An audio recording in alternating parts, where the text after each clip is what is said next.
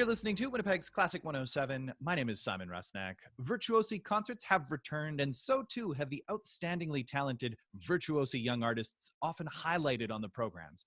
This weekend, Virtuosi presents All in Good Time, a percussion showcase with a little bit of violin, courtesy of River Sawchyn.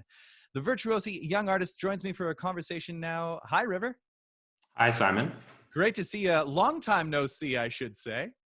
Yeah, it's been a while. It's really good to be back. Oh, we just had you on as River the composer, talking about your Requiem for Simplicity, performed virtually by your colleagues in the Winnipeg Youth Symphony Orchestra, directed by Dan Schultz. And now we welcome you back as River the violinist. How does it feel to be back at Virtuosi as a returning young artist? It's a real pleasure. I think it's a really great opportunity that they've managed to provide for a lot of young performers. Yeah, it really is, isn't it? And I know we spoke about this, albeit briefly, just the other week, but given all the changes in the world this past year, a lot of changes, a lot of uncertainty, and lots of that manifesting itself in your composition, I'm wondering, can you tell us a little bit about what the past year's been like for you as a violinist? Like, have you been practicing more or less? Was it hard to pick up the instrument at times? Like that kind of thing? Yeah, I mean, it's a very interesting year, as everyone knows. For me as a violinist, it's come with a lot of disappointments, but a lot of surprising silver linings and actually really fantastic opportunities. First of all, it's given me a chance to work really hard at just my violin playing because, there's not a lot of playing with other people. Mm-hmm. And so it does give me a chance to really focus on honing myself as a violinist. But also, like this past summer, I did 3 different Zoom violin camps.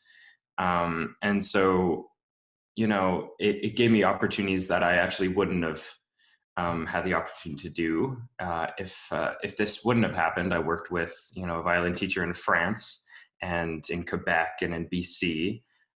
So it's, lots of silver linings, and I've just taken it as a big opportunity to still push forward. Yeah, most certainly sounds like you've been doing exactly that. That's pretty cool, working with teachers in France without having to go there and to continue to hone your skill, as you say. And just to remind everyone, how old are you again?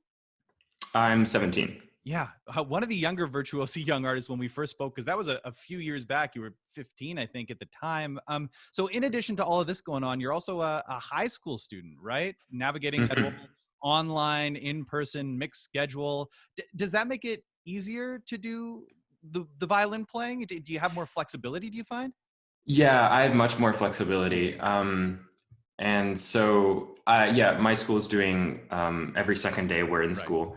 And so, lots of people don't like it. I do like it quite a bit because it gives me lots of extra time to pursue my music. Yeah.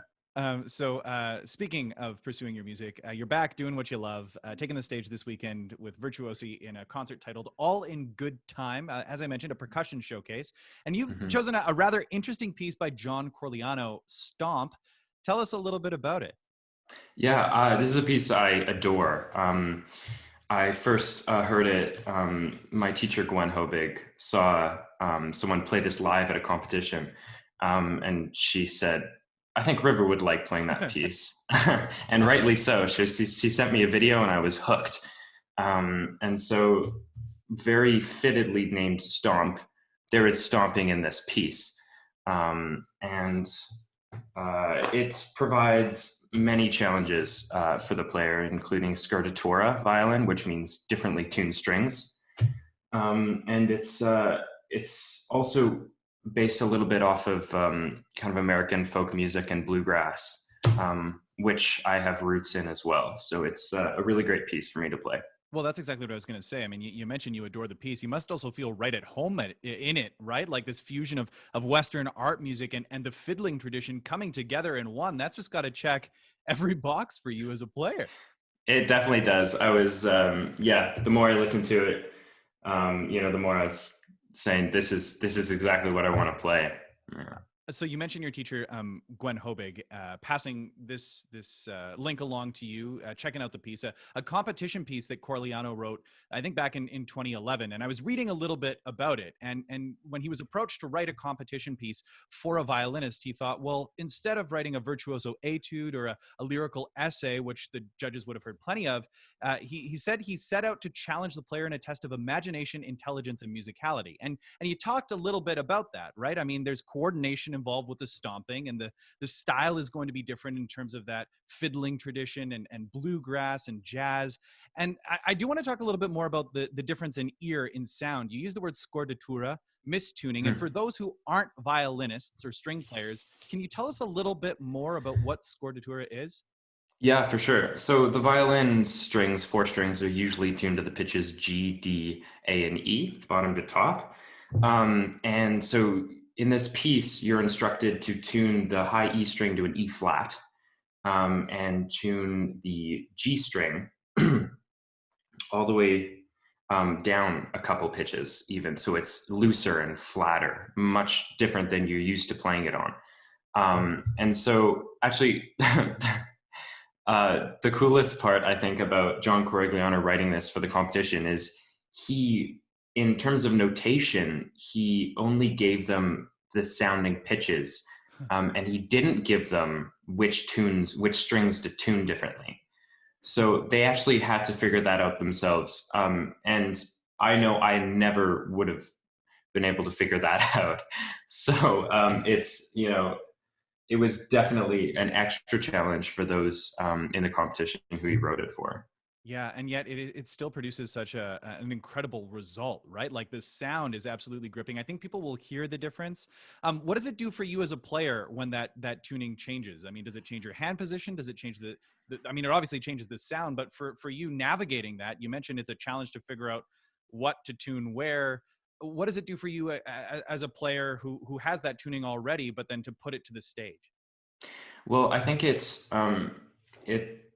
kind of throws off a lot of Yeah. practices, and kind of rhythms that we've been used to kind of using, because lots of classical violin pieces are written on the precedence of kind of this basis of technique that's been built over the past 300-400 years. Hmm. And so this kind of throws that out the window, because you have to jump to awkward positions, and you even have to make sure strings are very loose, so you have to play it in a different spot so it doesn't sound a certain way. And so it throws off a lot of stuff. And I think the result, though, is just going to captivate listeners. So I want to thank you so much for taking the time to tell us a little bit more about Scordatura and a little bit more about this piece, Hmm. Stomp by John Corliagno. River, it's been great seeing you, and wishing you a great performance on Friday. Thank you very much. Thanks for having me. Always a pleasure. You can find River Sawchyn performing in All in Good Time, a percussion showcase with Victoria Sparks, Alicia Rattel, and Wyatt King, and Virtuosi young artist River Sawchyn. That's coming up this Friday, streaming online. You can find details at virtuosi.mb.ca or at classic107.com.